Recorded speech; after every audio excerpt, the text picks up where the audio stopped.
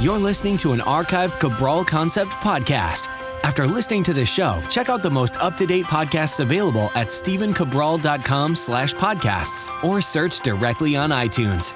And now, welcome to the Cabral Concept, where board-certified naturopath and integrative health practitioner Dr. Stephen Cabral shares how he was diagnosed at the age of 17 with a life-altering illness and given no hope for recovery. It was only after studying and traveling all over the world did he discover how to combine ancient Ayurvedic healing practices with state-of-the-art naturopathic and functional medicine to fully rebalance the body and re-energize it with life. It's time to discover how to get well, lose weight, and finally feel alive again. And now, here's your host, Dr. Stephen Cabral. Today on our Cabral House Call, number 2 of the weekend, we just went through a bunch of your questions yesterday. So many. Really enjoyed the show, and I decided to take on quite a few more this weekend. The reason was I'm just motivated. I'm excited to answer your questions, and also I just wanted to make a big leap in catching back up on all your questions. So we'll be pretty much caught up within, let's say, the last 2 weeks. So anyone who wrote in over the last 2 weeks will be getting to your question as well. So if you didn't tune in yesterday, really great show. I enjoyed it. I hope that you will as well. So check that out. So let's get right into today's show because, again, I've got a bunch and I want to get moving right through them. So Erika is up first. She writes, Dr. Cabral, thank you so much for all of your podcasts. I can't wait to visit your practice in Boston sometime soon.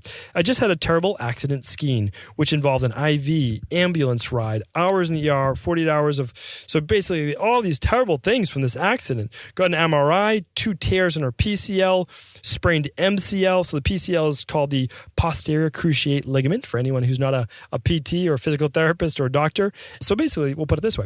You have 4 ligaments in your knee. Everybody hears about the ACL, but they forget about the other ones as well. And PCL also helps to stabilize that knee from the back as well. So anyway, she tore hers. She tore these ligaments around her knee, or partial tear, and a sprain of 1. Wondering if there's a particular diet to help with these partial tears, really hoping not to have surgery. Also, what's the top thing that you recommend for inflammation of this magnitude? And so let's answer that. Again, you can always read the full questions just by going to stephencabral.com/podcast and just clicking on today's show. So this is actually a pretty quick one. The first thing you want to do is you want to be able to heal the infected areas. You want to be able to kind of go in, make sure all those white blood cells can do their job. Because remember, inflammation, when you get an injury, is not a bad thing. We like to think of it as a bad thing, but it's not. How else, if you don't have inflammation, how else do you get those white blood cells to eat up and remove all that dead tissue? How do they go to work? How do we get more blood flow there? We do that through inflammation. So we want healthy levels of inflammation, right? So we want to allow it to do its job, but modulate it in the long run. So in the short term, really what we want to focus on is this: glutamine, zinc, and vitamin C. Those are your main ones. There are many more. You could use bromelain. You could use turmeric. You could use boswellia. You could use a lot of different ones. But what I'm recommending is this: glutamine, to help with the tissue repair, to help with detoxification as well. Zinc, tissue repair, boosts the immunity. Vitamin C, tissue repair, boosts the detox. Really great, will help you phenomenally, and it's pretty low cost for all of those. You can really get them anywhere. Well, I'm going to just say you can purchase these from any functional medicine doctor, any natural health-based place. L-glutamine is the best one. We have ours. Just go to Gut Rebuilding. It's actually glutamine and zinc, so you get both of those. Of course, you're not using it for gut building, but again, your body uses it where it needs to rebuild. And then vitamin C, find just a good non-GMO pharmaceutical grade one. And of course, if you got that email on my birthday weekend celebration a week or so ago, then you would have saw also I was giving away our new vitamin C that we're getting from a different company right now, because they can guarantee and confirm that it's non-GMO and that it's pharmaceutical grade. And even though our other company says that as well, I like it in writing. I like it third-party verified. I like all those things. So because I'm always looking out for my family, my friends, everyone I work with in my practice, and everyone on this podcast as well. Okay, that's where to start, and that will help with that rebuilding process. And then the other thing is hot and cold compresses, back and forth. I've talked about that before in the show. That will help with the healing process as well. Lisa's up next. Hello, Dr. Cabral. I've struggled with anxiety to a certain degree my whole life. It has always been more separation anxiety until I have had my first son 3 years ago. Since that has been increasingly challenging and getting worse. I often struggle with leaving my comfort bubble, which I have created in my own hometown. I say often because it doesn't always happen. There are some situations where I can go somewhere and be totally fine. Then other times, just trying to drive an hour away becomes extremely difficult or impossible.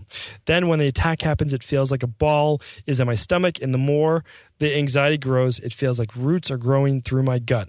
I long to be free and able to travel and take my sons places, but I don't exactly know where to start, and that doesn't involve being medicated. I would love to find a natural solution to actually bring my healing to my body as a whole. I've been taking probiotics for years and have changed my diet a bit. I also just recently started taking omega-3 after reading that could help with anxiety.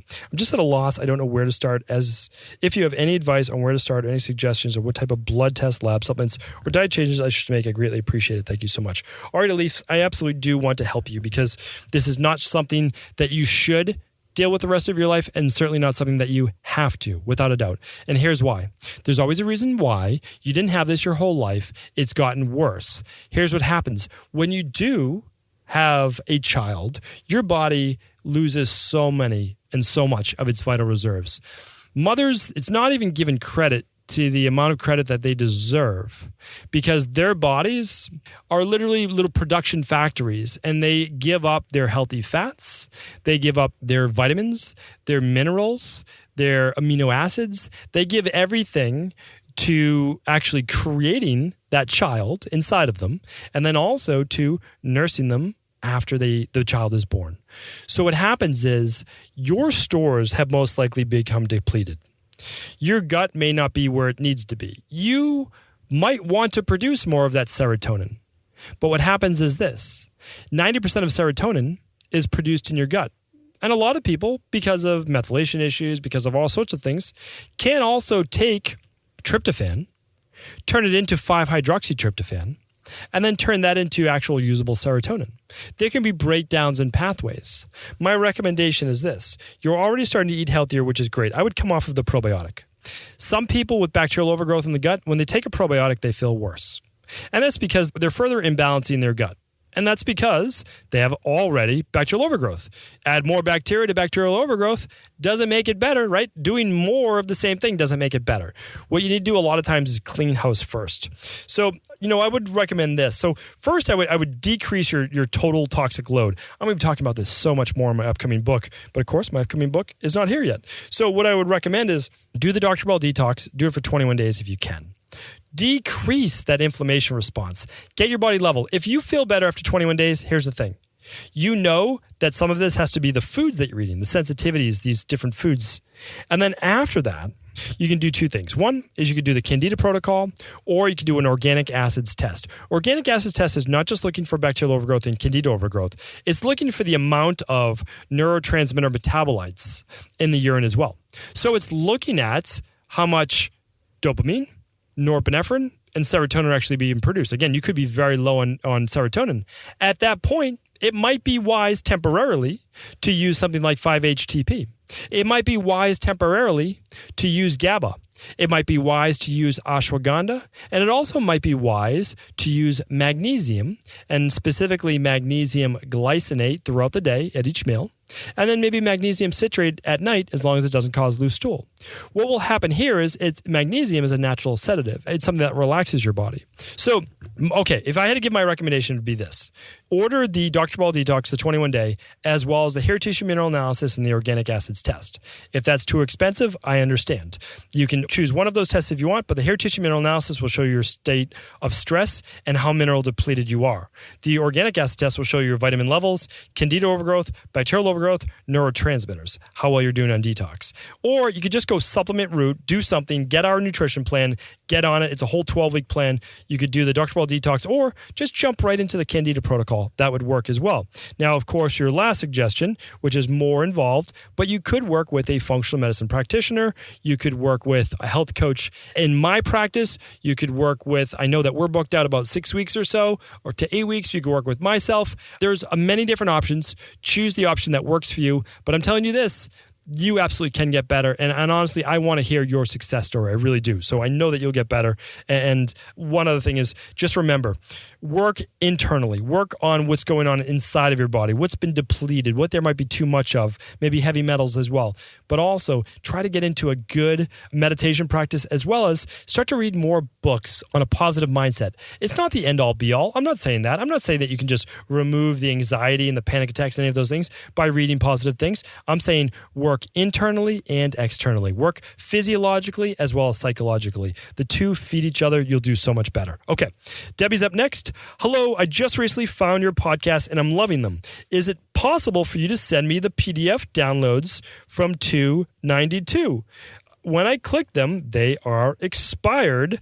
Many thanks. Okay, so episode 292 was a Training Thursday, and it was how to boost your metabolism before a big meal. And I gave you a workout PDF, and that workout PDF gave you photos of how to do each exercise. They're from our online workouts that we only give to our private clients. And then when you click on them, they come into little videos. Here's the problem. So this is literally one of those unfortunate things that has to do with just the third-party online workout creator we use.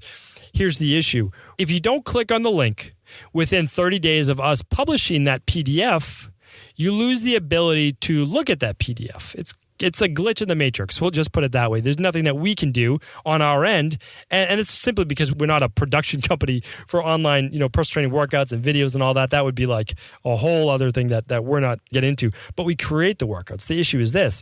Once you miss that 30-day window, you can't get it back. So here's what we'll do for you, Debbie. We'll put up a screenshot that you can click on, and then you'll be able to see the exercises. And we'll work on in the future trying to find a way to keep the links live when we create one of these workouts, because it's a free service that we just kind of gave to people. But for right now, that's the best we can do. Keep tuned in, everyone, because when we give away these free workouts, you do want to click on it within 30 days of that show. All right, so we'll work on that, but just go back to 292 after this show airs, and we hope to have that screenshot, so that photo for you to follow along with that workout. We just might not be able to have the links. Okay, Tom's up next. Hi, Dr. Cabral. I recently purchased the Prakriti book you had made a book review of in one of your earlier podcasts. After doing the test to figure out what my constitution is, I discovered that I'm a Pitta and with a Vata as secondary. I also remember you had mentioned that you are a Vata Pitta as well. My question is about nutrition. How strictly do you follow nutritional guidelines? Dr. Svoboda mentions, do you follow a Vata pacifying diet in winter and a Pitta pacifying in summer? I'm just finding it hard to follow this protocol. How strict should I be with this? Thank you. Okay, so Ayurvedic medicine is the truth. Any practitioner who's listening right now, anybody in general who wants to get healthier, you study Ayurvedic medicine, your ability to help people and yourself skyrockets. However, Ayurvedic medicine is easily the most complicated system of medicine in the world, like hands down, because you're looking at the three main constitutional types, the doshas, the Vata, the Pitta, and the Kapha. But then everyone is not straight Vata, Pitta, or Kapha. You are different semblances of those, and there are up to 10 different subtypes. People say 9, but there are actually 10. 10 different subtypes. And you could be Vata Pitta, you could be more Pitta Vata, you can be Kapha Vata, which is rare, but you can be any one of these ones, right? But also keep in mind that we're all a percentage. So for example, I specifically might be, we'll say 40% Vata, 30% Pitta, and 30% Kapha. Or more realistically, for me, probably it's 40% Vata, 40% Pitta, and 20% Kapha. So I still have Kapha in there, meaning like both of my grandmothers were the Kapha body type. My grandfather was the Pitta body type, and he was Pitta Vata. My other grandfather was a Kapha Vata. So you see, I have all this in my genetics, my genes. My mom is more of the Pitta Kapha. My father is more of the Pitta Vata with some Kapha as well. So when you look at that, you could say like, oh, well, how do you make all these different types of children? Well, so it's a little different in my family. We're definitely like, so we are also, I don't know the best way to say this or most PC way, but I'm basically a mix of like 12 different nationalities. I don't even have a specific nationality, but a lot of people, they're very clearly Kapha, or they're very clearly the Vata body type. You just can see that in them, meaning like that's their dosha, the larger body type, the thicker bone structure, that's Kapha. I'm going to do a whole show on this in the future. So I'm not going to go into all of that today. But keep in mind, learning your dosha type is a place to start. It's your genotype. It's like running our genetics lab. It's never going to change. But what can change is who you are today, meaning your phenotype. And that changes also with seasons and who you are. So for example, for the Vata dosha, the Vata body type, also known as the ectomorph, right? So Vata ectomorph, Pitta mesomorph, kapha endomorph. Okay, that's how they work.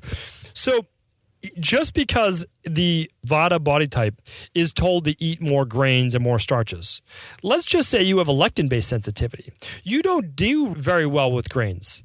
Just because that's mentioned for the Vata doesn't mean you're supposed to do it. You need to take in who you are today. If you've lived 15, 20, 35, 70 years, things have happened to your body. Now, your genotype, that's what you want to get back to. That's your balanced state, but you need to fix your body in order to get back to that, okay?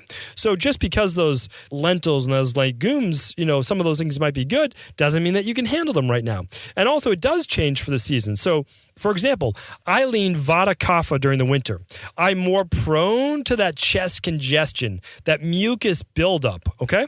And then during the spring and summer, I get heavy Pitta Vata. So the Vata is always there, but I'm swinging to my Vata Kapha during the winter, get that mucus buildup, all of that congestion. And again, that's just what I have to balance again. More of the spicy, more of the heat. I do more ginger tea, more heating foods during the winter.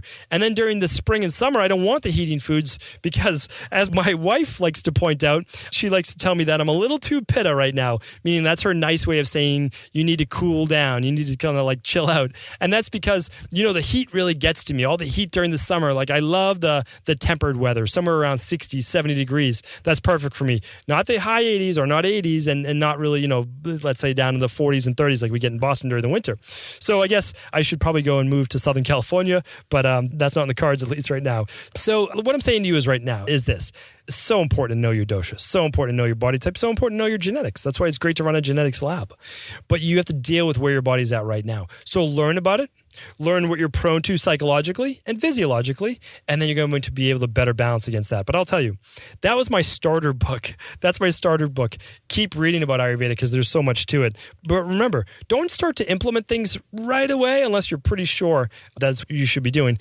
But, having said that, have some fun with it too. Changing your diet, trying different things, all of that's okay. That's how you get to learn. That's how you find things out for yourself. There's nothing wrong with that. You can try doing different diets, obviously as long as they're healthy and they're revolved around plant-based whole food nutrition. That should obviously be the center of it. So I don't know if that answered your question at all, Tom, but I certainly did my best. All right, Lauren's up next.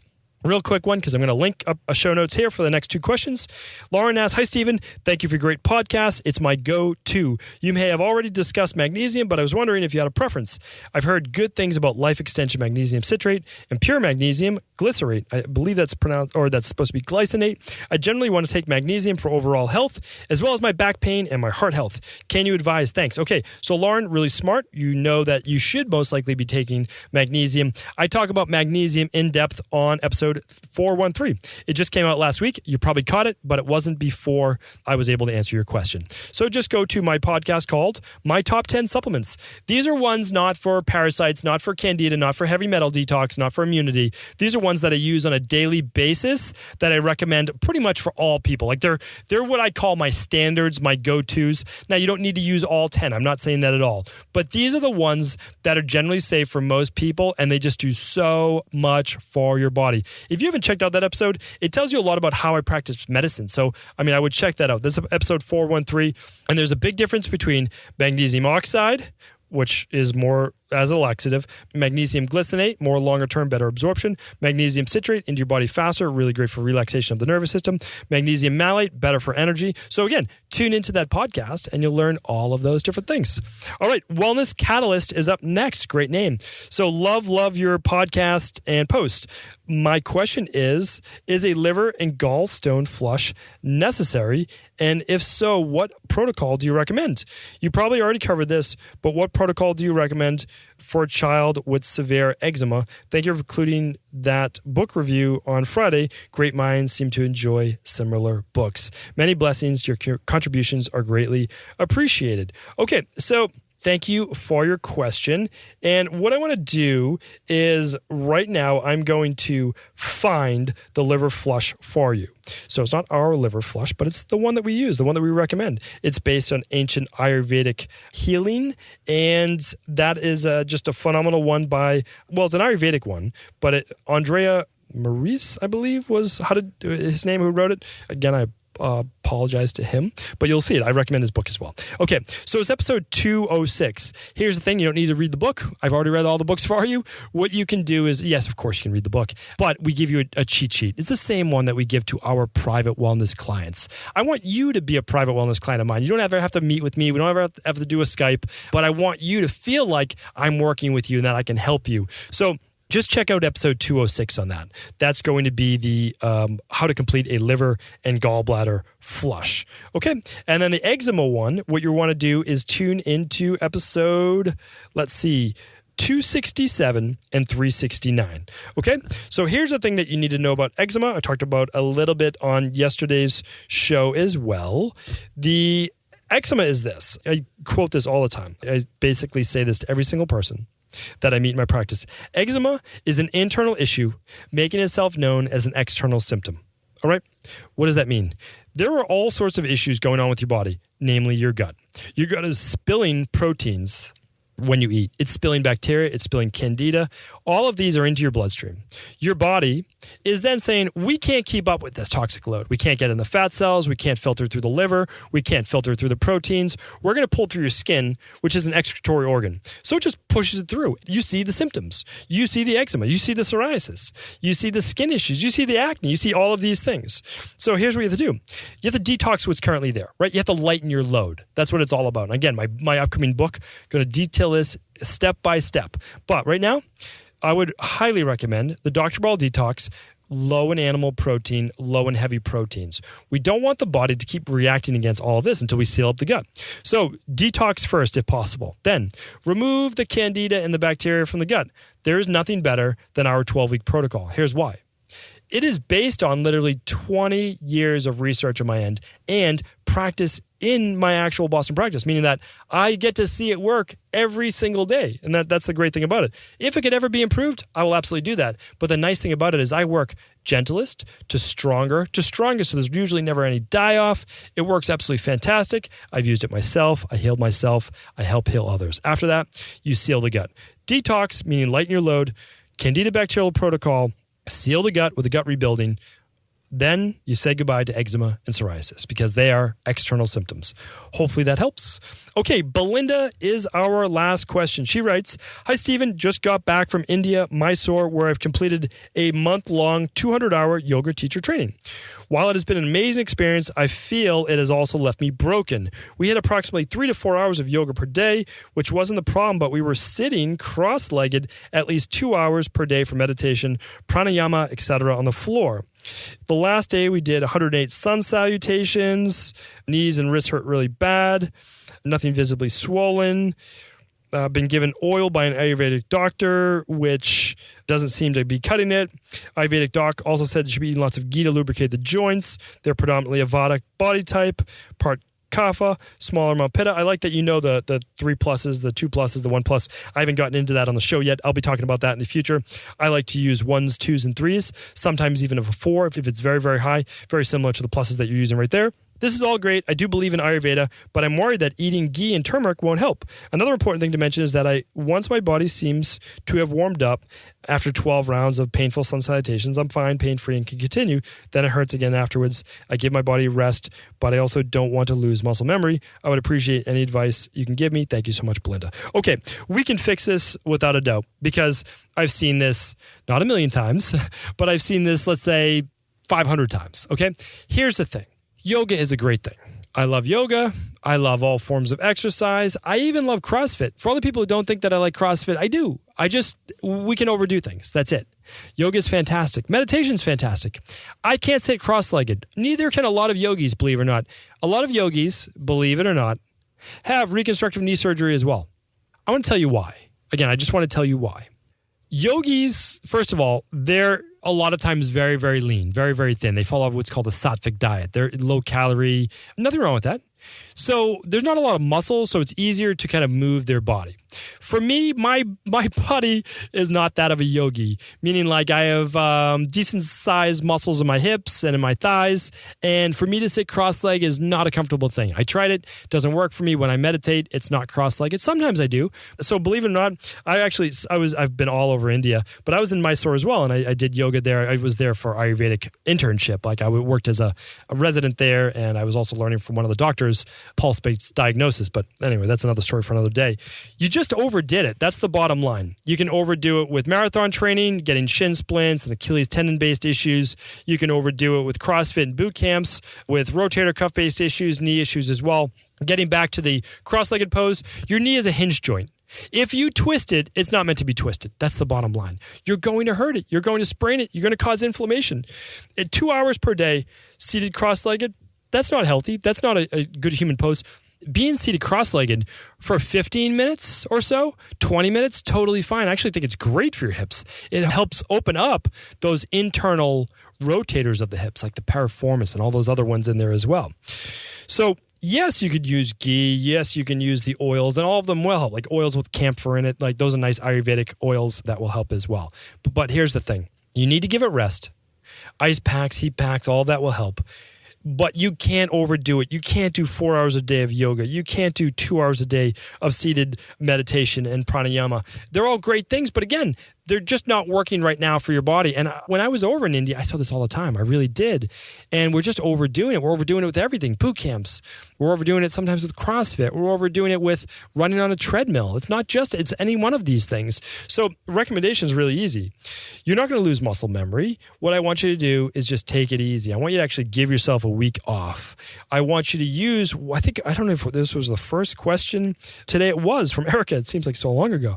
You want to use some glutamine, maybe some zinc, some vitamin C for tissue repair. You could do some bone broth, but honestly, your body's going to heal no matter what. Give it a little time. I'm hoping at least you didn't do any meniscus-based tears. There's none of that. Never fight through the pain.